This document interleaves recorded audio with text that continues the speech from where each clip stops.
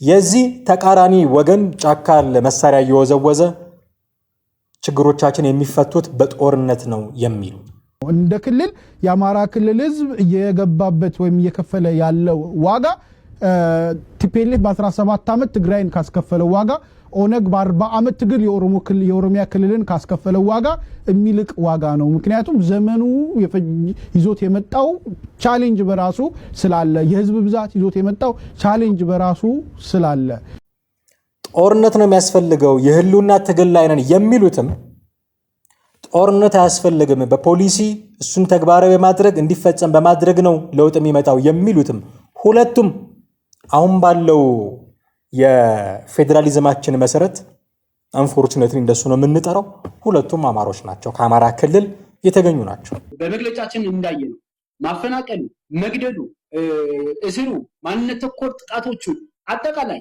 በኢትዮጵያ እየተከሰቱ ያሉ ችግሮችን ግሪን ካርድ እንደመስጠት ነው የሚታሰበው። ዘን አሁን ዛሬ ላይ ቆመን እንደ ኢሃፓ የገመገም ነው በዚህ ምርጫ መሳተፍ ማለት ከአጃቢነት የዘለለ ትርጉም የለውም የሚል እሳቤ ያለን አማራነትን ሰፍረው ለክተው መስጠት የሚፈልጉ ሰዎች ናቸው ጫካ ያሉት። ወይ እንደኛ ተዋጉ ወይ አማራነትን ተው የሚሉ ናቸው።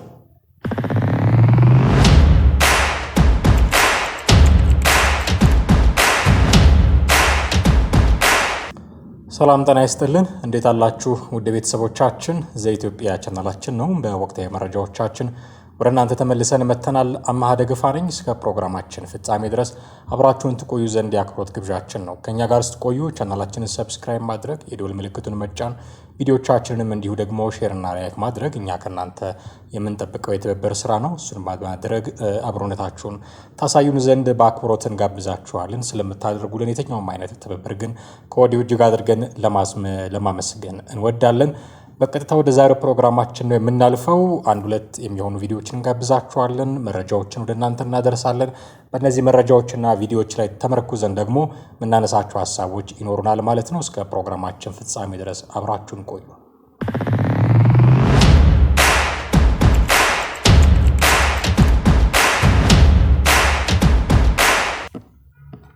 እንቀጥል ወደ ሌላኛው ጉዳያችን አብንን ይመለከታል።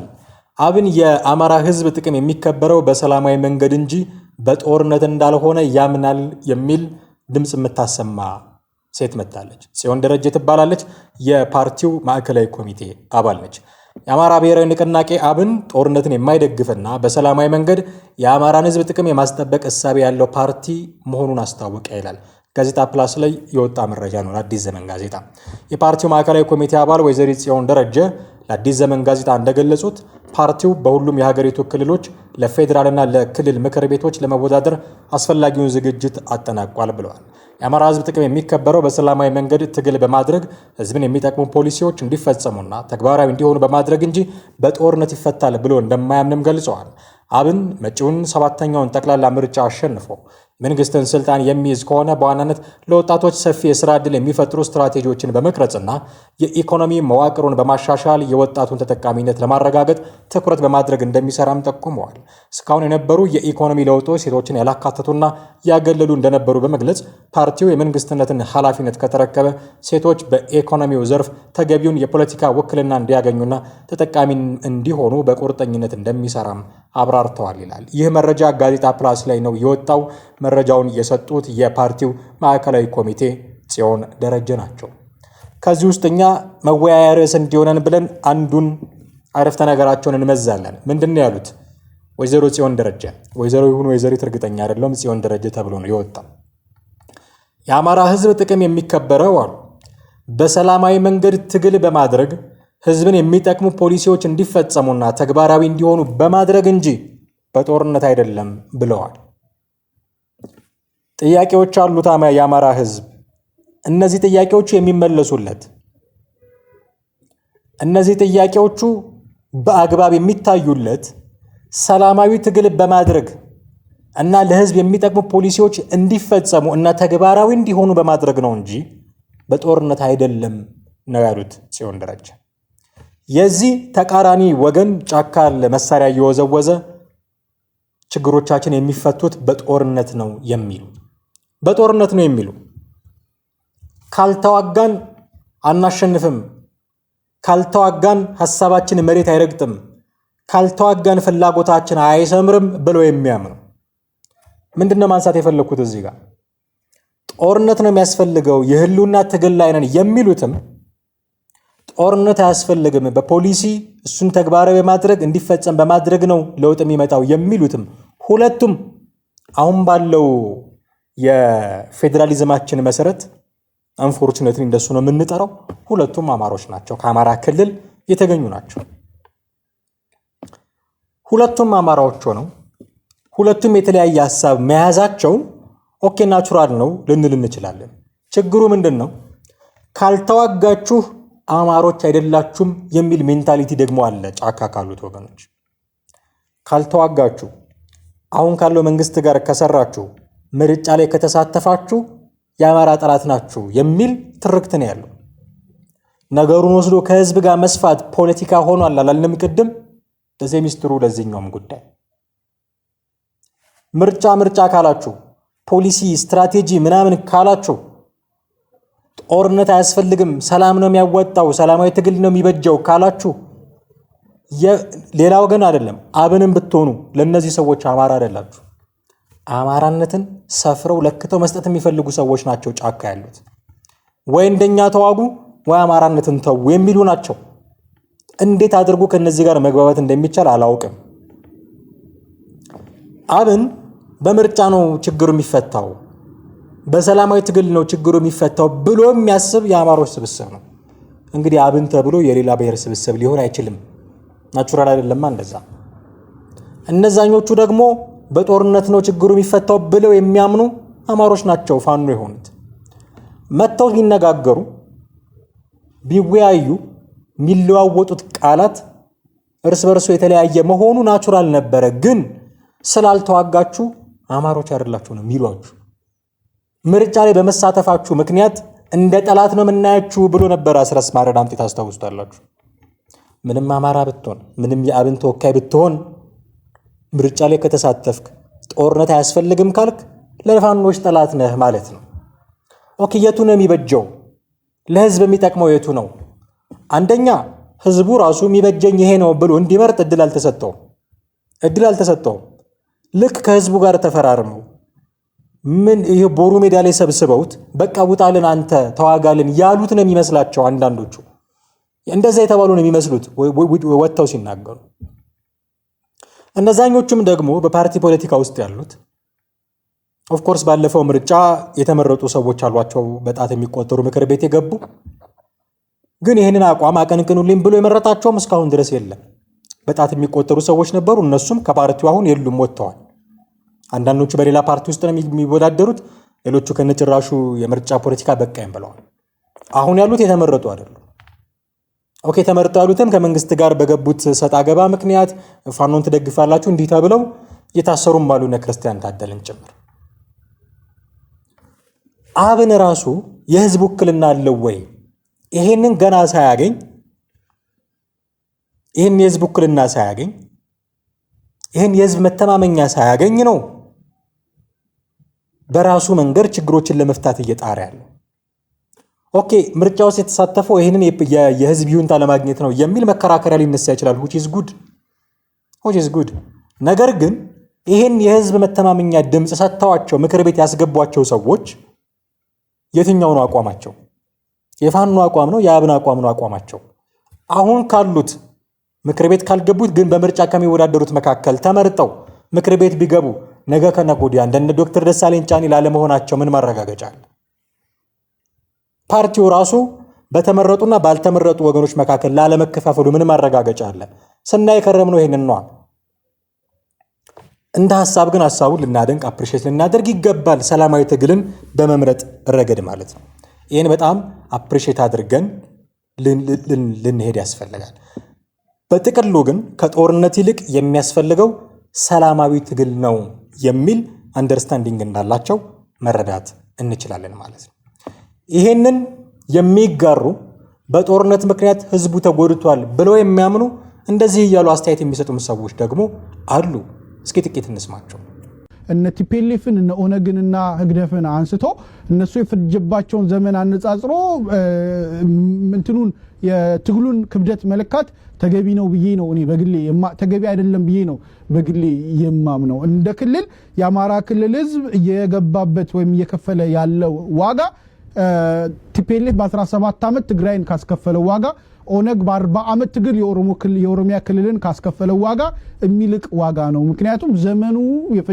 ይዞት የመጣው ቻሌንጅ በራሱ ስላለ የህዝብ ብዛት ይዞት የመጣው ቻሌንጅ በራሱ ስላለ እንደሰማችኋቸው ነው። በእርግጥም ጦርነቱ አማራውን እየጎዳው ነው ያለው ለሚል ሐሳብ ምስክር መሆን የሚችል ሐሳብ ነው። ይሄ ሲያወዳድሩ ነበረ ከቲፒኤልኤፍ እና ኦሮሞ አካባቢ ካሉ እዛ ፖለቲካ ውስጥ ካሉ ወገኖች ጋር እነሱ ባደረጉት እንቅስቃሴ የተጎዳባቸው ህዝብና አሁን ፋኖ ያደረገው ባለው እንቅስቃሴ የተጎዳው የአማራው ህዝብ ለንጽጽር ራሱ የሚቀርብ አይደለም።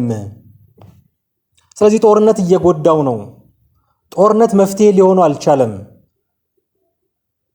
ጦርነት ከሌላው ጊዜ በተለየ ከዚህ በፊት ኢትዮጵያ ውስጥ ከምናያቸው ችግሮች በተለየ አማራውን እየጎዳው ነው። በምን መልኩ በምን መዘርዘር እንችላለን አይደል? በምን መልኩ ነው አማራውን እየጎዳው ያለው? የመጀመሪያው በኢኮኖሚ ጋይስ ወደድንም ጠላን አሁን ትግራይ ክልል ፌስ እያደረገ ያለውን ችግር አፍተር ዋር የአማራ ክልል ፌስ ያደርገዋል። ምናልባት ደሞዝ መክፈል የማይችል ክልል ሊሆን ይችላል። ምናልባት ህዝቡን በበቂ ሁኔታ መደጎም የማይችል ክልል ሊሆን ይችላል። በኢኮኖሚ ይሄ በጣም ትልቅ ቀውስ ነው። ደሞዝ ክፈሉኝ ብሎ አደባባይን በሰልፍ የሚያጥለቀልቅ ህዝብ ሊፈጥር ይችላል ነገ ከነገ ወዲያ። ጦርነት ነው ይሄንን እያመጣብን ያለው። ስለዚህ ኢኮኖሚካሊ በጣም እየተጎዳ ነው። ሪሌቲቭሊ ከሌሎች ክልሎችም ጋር እናነጻጽረው ብንል በልማት በኢኮኖሚ ወደ ኋላ እየቀረ ነው። አንዳንድ ክልሎች ለገበሬዎቻቸው ትራክተር እየሰጡ ነው፣ በበሬ አታርሱም ብለው የእርሻ መሬቶቻቸውን በስንዴ እየሞሉ ነው፣ ማሳዎቻቸው በጤፍ እየሞሉ ነው። በልማት በኢኮኖሚ ጦርነት ያለበት ክልል ስለሆነ አማራ ክልል ወደ ኋላ እየቀረ ነው። ኦፍ ኮርስ ለምርጫም ቅስቀሳ ይሁን ለምንም በሉት አንዳንድ ቦታ ዞር ዞር እያሉ የልማት ስራዎችን ሲያሳዩን እንደነበር አረሳ ነው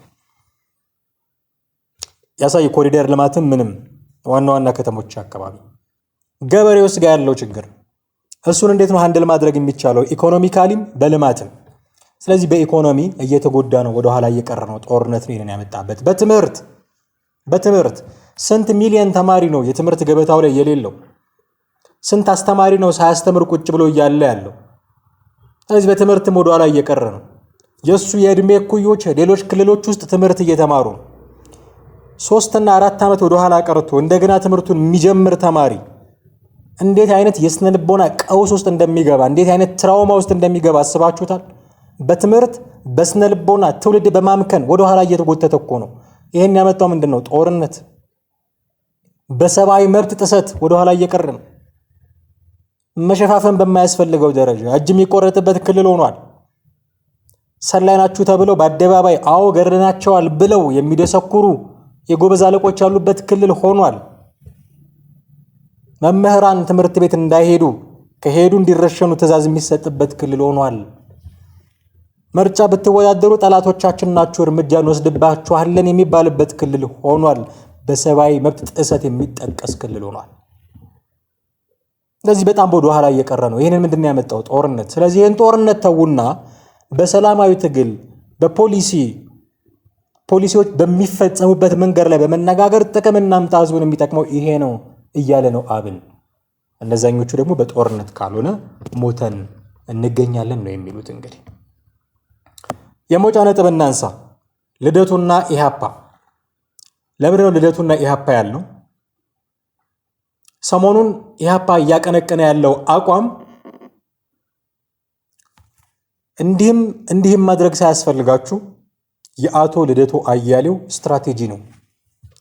የአቶ ልደቱ አያሌው ስትራቴጂ ነው ስል ልደቱ ኢምፖዝ አድርጎባቸው እያልኩኝ አይደለም። ከልደቱ ጋር አብረው እየሰሩ ነው እያልኩኝ አይደለም። ልደቱ አስገድዷቸው ወይ ገንዘብ ልኮላቸው አስተባብሯቸው መሪያቸው ሆኖ እያልኩኝ አይደለም። ይሄ ከግምት ውስጥ ይግባ። ግን በአንድም በሌላም መንገድ የልደቱ አያሌውን ሐሳብ ወስደው እየተገበሩ ያሉ ግን ይመስላሉ። እንየው ምን እንደሆነ ሁኔታው። ኢህአፓ ትብብር ለኢትዮጵያ አንድነት በሚል ጥምረት ውስጥ ገብቶ ምርጫ ላይ ለመወዳደር ምርጫ ቅስቀሳ እያደረገ ነው። ምርጫ ክርክሮችን የተሳተፈ ነው። እጩዎችን እያስመዘገበ ነው። ስለዚህ ይሄ ኮንቬንሽናል የሆነው የምርጫ ሂደት ውስጥ እየተሳተፈ ነው። በአንድ እግሩ እንዲህ አይነት የምርጫ ሂደት ውስጥ እየተሳተፈ ያለ ፓርቲ የማያወጣውን መግለጫ ደግሞ ሲያወጣ ታያላችሁ። አሁን ብዙዎቹ ሚያዝያ 30 ሰልፍ ጠራ የሚለውን ነገር ሲያጮሁት ልትሰሙ ትችላላችሁ። መብቱ ነው። ሚያዝያ 30ም ግንቦት 7ም ሊጠራ ይችላል።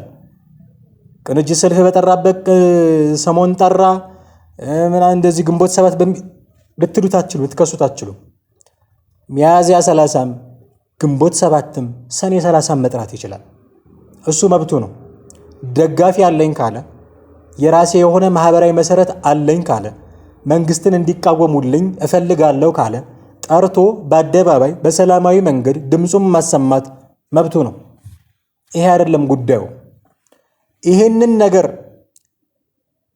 ማኒፌስት ያደረገበት መግለጫው ላይ ከላይ የደረደራቸው ነገሮች እና አሁን በምርጫው የተሳተፈ ያለበት መንገድ ግን እርስ በርስ የሚጋጩ ናቸው።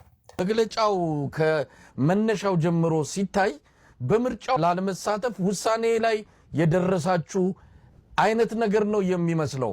አሳይ ሁኔታ የለም።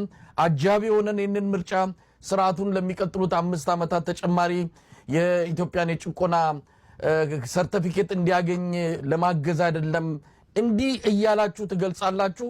ግን ምርጫ ውስጥ አላችሁ። አስቻይ ሁኔታ ከሌለም ይሄ ሁኔታ ቅድመ ነገሮችን አስቀምጣችሁ ወደዚህ የገባችሁበት በርካታ ጉዳዮች እንደም የበለጠ ከፍተውና ተጠናክረው በቀጠሉበት ሁኔታ አሁንም ምርጫ ውስጥ ነው ያላችሁት። አሁንም ስርዓቱ ባዘጋጃቸው የምርጫ ድግሶች እንቅስቃሴዎች ውስጥ ግንባር ቀደም ተሳታፊ ናችሁ። ምን አይጋጭም ወይ እነዚህ ነገሮች? በጣም ጥሩ ጥያቄ። በቀጥታ ቃል በቃል ወደ ጥያቄ መመለስ ነው የሚሄደው። አይጋጭም። ለምን? ዋናው ምክንያቶችን እናንሳ።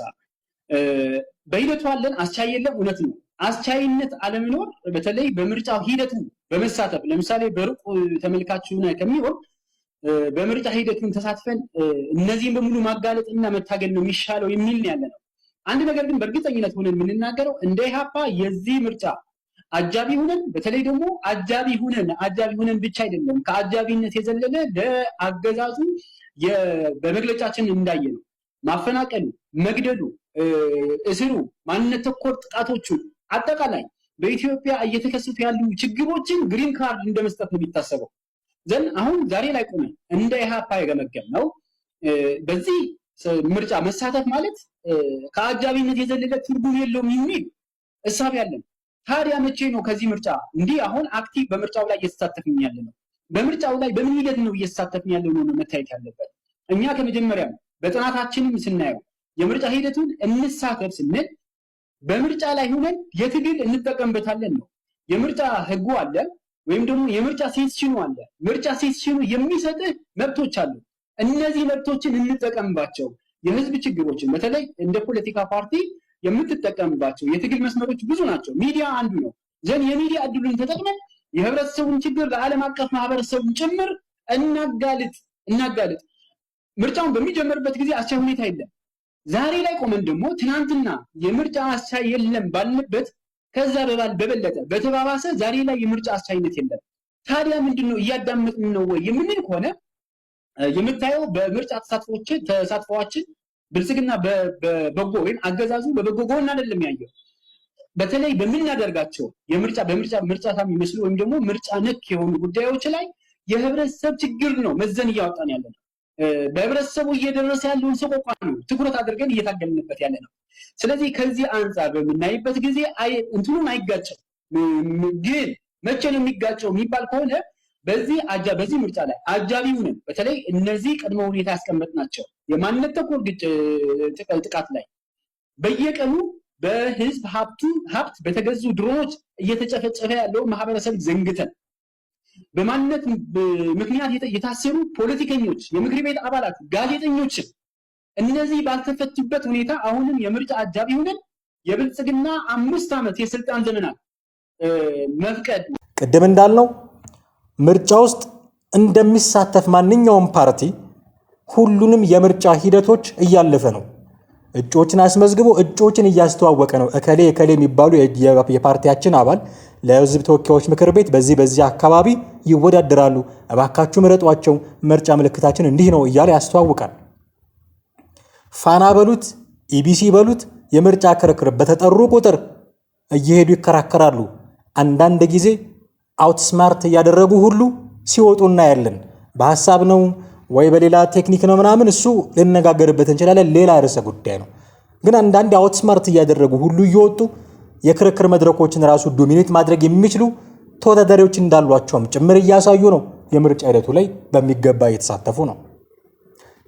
የኢትዮጵያ ምርጫ ቦርድ የደለደለውን የሰዓት ድልድል እሺ ብለው ተቀብለው አቶ ጌትነት ሲናገሩ እንደሰማናቸው ስቱዲዮ ተከራይተው ጭምርም ደግሞ እየገነቡም ጭምር ያንን ሰዓት በአግባቡ ለመጠቀም ጥረት እያደረጉ ነው።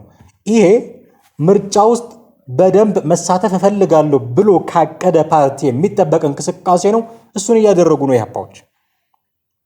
ኦኬ፣ በዚህኛው በኩል መግለጫ ወጡ። ትላንትና ነው ከትላንት ወዲያ ለሚያዝያ 30 ሰልፍ በጠሩበት 7 ከተሞች ነው እንደዚህ ኢትዮጵያ ውስጥ የጠሩበት። ምን አሉ? ይሄ ምርጫ ብልጽግናን ማጀቢያ መሆኑን እናውቃለን እያሉ ነው። አገዛዙ ለሚፈጽመው በደል እውቅና መስጠት መሆኑን እናውቃለን እያሉ ነው። ለምን ነው የምትሳተፉት ታዲያ? ለምን ነው የምትሳተፉት? በዚህ እየተሳተፋችሁ ነው ክርክሮች ላይ፣ የምርጫ ሂደቱ ላይ። በዚህ ደግሞ ይሄ ምርጫ ላይ መሳተፍ አገዛዙን ማጀብ ነው እያላችሁ ነው። ይችን ወርድ የተጠቀሙት በነገራችን ላይ ከአስረስ ማረ ዳምጤ ነው። ከአስረስ ማረ ዳምጤ ነው። ምን ብለዋል? አስረስ ማረ ዳምጤ ምርጫ ላይ ተሳተፉና ዋ ባለበት መግለጫው ላይ ይሄንን ምርጫ ተሳትፋችሁ አገዛዙን የምታጅቡ ሁሉ ዋ ብሏል። አንድ ሁለተኛ፣ እዚህ ምርጫ ላይ ተሳትፋችሁ አገዛዙን የምታጅቡ አገዛዙ እኛ ላይ ያደረሰውን ነገር እውቅና እየሰጣችሁት ነው። እዚህ ምርጫ ላይ ተሳትፋችሁ አገዛዙን ያጀባችሁ ሁሉ እኛ ላይ እያደረሰ ላለው ነገር ህጋዊ ቅቡልነት እየሰጣችሁት ነው ብሎ ሲከራከር ነበረ አስረስ ማረ ዳምጤ። እቺን ወርድ ባይ ወርድ ወስደው ይሄ ምርጫ አገዛዙን ለማጀብ የሚደረግ ምርጫ ነው አሉ መግለጫቸው ላይ። ይሄ ምርጫ አገዛዙ የሚያደርገውን ነገር ሁሉ እውቅና የሚሰጥ ነው፣ ህጋዊ ቅቡልነት እንዲኖረው የሚያደርግ ነው አሉ በመግለጫቸው። ከፋኖ የተዋሱት ነው። ከዛ ደግሞ ምን አሉ?